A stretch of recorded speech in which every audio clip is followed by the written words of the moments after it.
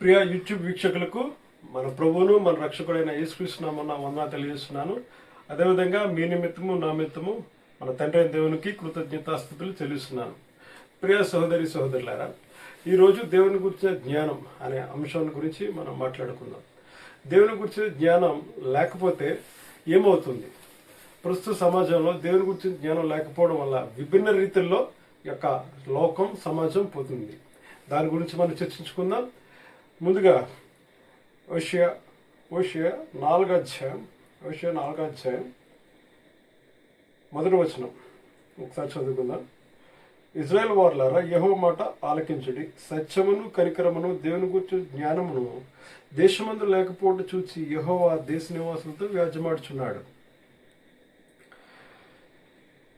సత్యమును కనికరమును దేవుని గురించి జ్ఞానము దేశమందు లేకపోవడం చూచి యెహోవా దేశ నివాసులతో వ్యాజ్యమాడుచున్నాడు. అంటే దేవుని గురించిన జ్ఞానం ఇజ్రాయెల్లో లేకుండా పోయింది.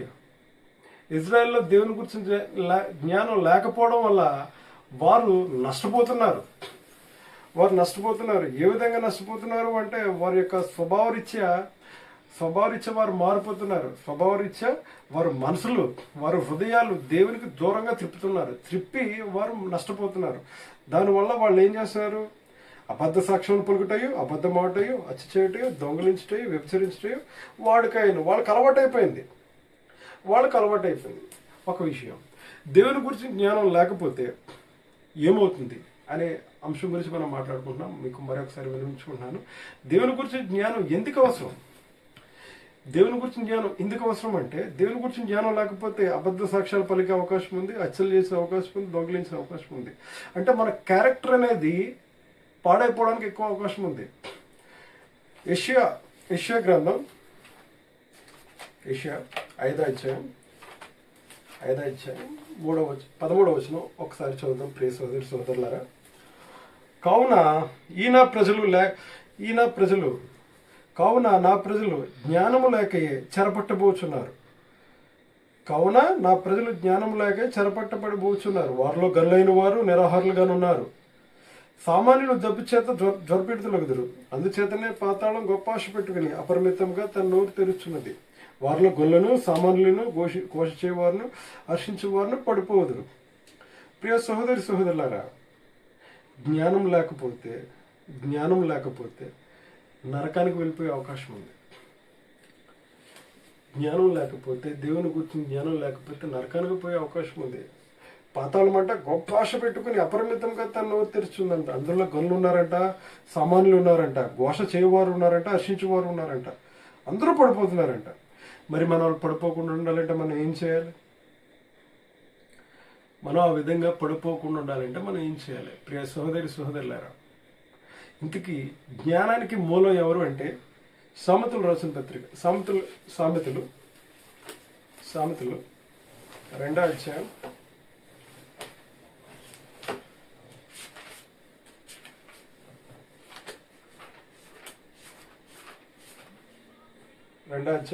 6వ వచనం. యెహోవాయే జ్ఞానమిచ్చేవాడు, తెలివియో వివేచనయో ఆయన నోటి నుండి వచ్చిన. ఇప్పుడు దేవుని గురించి జ్ఞానం సంపాదించుకోవాలంటే మనం దేవుణ్ణి అడగాలి. యెహోవా దేవుణ్ణి అడగాలి. యెహోవా దేవుని ఏ విధంగా అడగాలి? యెహోవా దేవుని అడిగితే ఆయన జ్ఞానం ఇస్తారు. యెహోవా దేవుని ఏ విధంగా అడగాలి మనం ఆలోచిస్తే,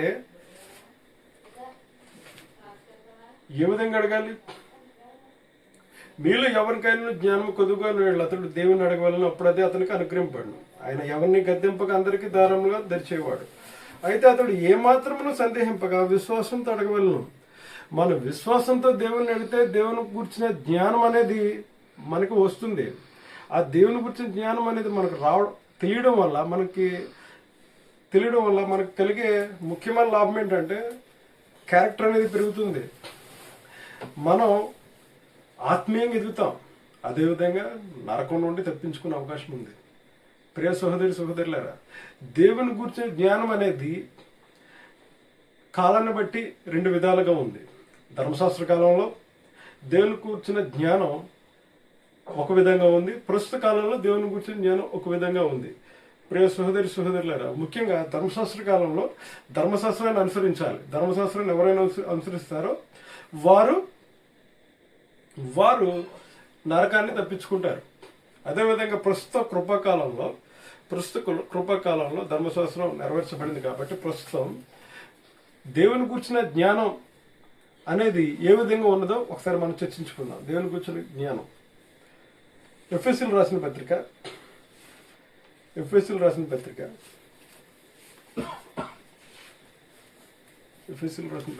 4వ అధ్యాయం 11వ వచనం.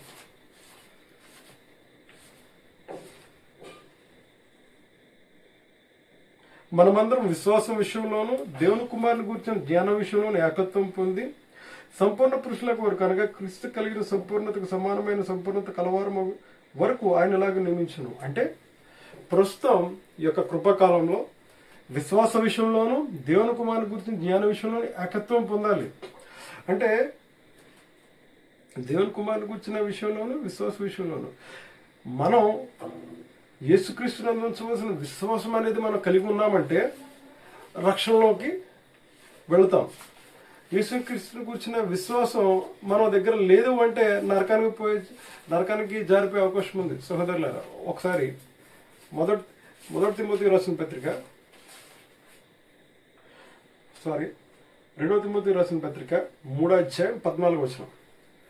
2వ తిమోతికి రాసిన పత్రిక 3వ అధ్యాయం 14వ వచనం. యేసుక్రీస్తుని అందించవలసిన విశ్వాసం ద్వారా రక్షణార్థమైన జ్ఞానం నీకు కలిగించుటకు శక్తిగల పరిశుద్ధ లేఖనములను బాల్యం నుండి నువ్వు ఎరుగుదవు కనుక. అంటే అపోస్తలుడైన పౌలు గారు తిమోతికి రాస్తూ ఇక్కడ ఏం చెప్తున్నారంటే క్రీస్తు యేసునందు ఉంచవలసిన విశ్వాసం, క్రీస్తు యేసునందు ఉంచవలసిన విశ్వాసం ఒకటి ఉంది. ఆ విశ్వాసం మనం కొనుగొని అటు రీతిగా మనం ముందుకు వెళ్తే మనం నరకాన్ని తప్పించుకునే అవకాశం అనేది ఉంది. ఏంటా విశ్వాసం చూస్తే మొదటి తిమోతి రాసిన పత్రిక 2వ అధ్యాయం 4వ వచనం. ఆయన మనుషులందరూ రక్షణ పొంది సత్యను కూర్చుని అనుజ్ఞానం గలవారై ఉండవాలని ఇచ్ఛించున్నాడు. దేవుడు ఒక్కడే, దేవునికిని నరులకును మధ్యవర్తి ఒక్కడే, ఆయన యేసుక్రీస్తు అన్నాడు. ఇది విశ్వాసం. దేవుడు ఉన్నాడు, అదేవిధంగా ప్రభు ఉన్నాడు, ఆయన యేసుక్రీస్తు. ఈయన అందరి కొరకు విమోచన క్రయధనంగా తను తానే సమర్పించుకున్నాను. ప్రియ సహోదరులారా, మనం యేసుక్రీస్తునందు ఉంచాల్సిన విశ్వాసం కలిగి ఉంటే ప్రస్తుత యొక్క కృపకాలంలో తండ్రి అయిన దేవుని దయ ద్వారా మనం నరకాన్ని తప్పించుకునే అవకాశం ఉంది. ఎందుకంటే ఈ యొక్క విశ్వాసం అనేది చాలా ముఖ్యం. ధర్మశాస్త్ర కాలంలో ధర్మశాస్త్రం ఆచరించేవారు రక్షణ పొందుకునే స్థితిలో వారు ఉంటారు. అదేవిధంగా ప్రస్తుతం మనం ఈ యొక్క కృపకాలంలో విశ్వాసం ద్వారా దేవుని కుమారులయ్యే భాగ్యం అనేది ఉంది. విశ్వాసం ద్వారా దేవుని కుమారులయ్యే భాగ్యం మనకు ఉంది కాబట్టి విశ్వాస విషయంలో మనం మొహమాటం లేని వారై ఉండి ఏదైనా సమస్య ఉంటే తండ్రి అయిన దేవుని సందేహింపక అడిగి దేవుని జ్ఞానాన్ని, దేవుని కుమారుని గురించి జ్ఞానాన్ని పొందుకొని మీరు విశ్వాసం విషయంలో ముందుకు వెళ్ళాలని, ఆత్మీయంగా ఎదగాలని కోరుకుంటున్నాను. దేవుని జ్ఞానం లేకపోతే దేశాలు పాడైపోతాయి. దేశాలే పాడైపోతున్నాయంటే మనుషులు ఇంకా పాడైపోతారు.